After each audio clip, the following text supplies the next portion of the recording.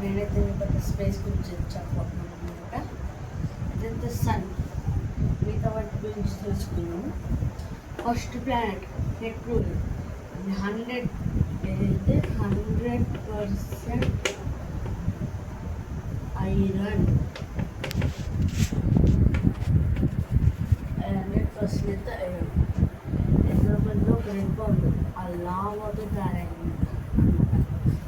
Second one Venus. ఈ వీనస్లో ఎక్కువగా lava, carbon dioxide అవన్నీ ఉంటాయి. అందువల్ల దీనిలో మీకు ఎవరు వెళ్ళలేదు.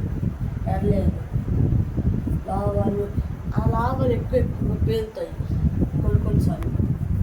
వీనస్. థర్డ్ ప్లేస్ వచ్చి మన ఎర్త్ గురించి ఎలిమెంట్స్ చూపించారు. సెకండ్ పార్ట్లో చెప్తాను. దీని కొంచెం అయితే స్కిప్ చేస్తున్నాను. ఇప్పుడు మార్స్ చెప్తున్నాను.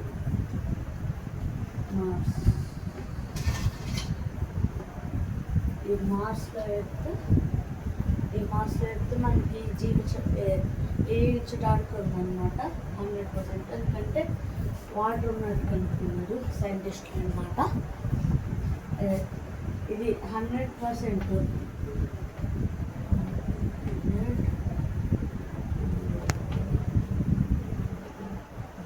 మనకు ఒక క్వశ్చన్ అడుగుతారు.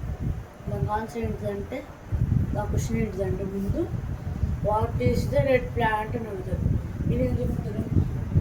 మార్స్ అని చెప్తారు. మార్స్ ఎందుకంటే రెడ్ ప్లానెట్ కాబట్టి. Next Jupiter.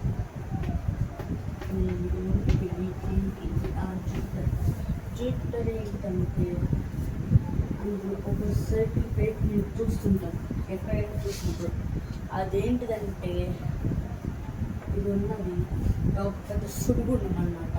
ఈ సుడిగుండం మన ఇండియాలోని సుడిగుండం కన్నా చాలా బిగ్గెస్ట్.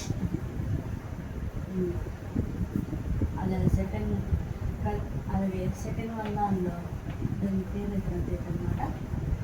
ఈ సెకండ్ వన్ స్టార్లింగ్. ఈ స్టార్లింగ్లో అసలు ఎండింగ్ ప్లేస్ అనేది ఉండదు అనమాట. ఎందుకంటే అమూల్య గ్యాస్ అవన్నీ అలా ఉంటాయి అన్నమాట. దాని తర్వాత ఇప్పుడు మనం వెళ్ళిపోతే ఇందులో ఒక మౌంటైన్స్ ఎక్కువ ఉంటాయి. కానీ ఇందులో లీవ్ చేయడానికి కొన్ని ఛాన్సెస్ ఉన్నాయి.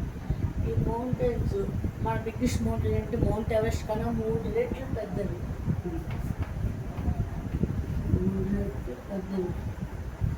And finally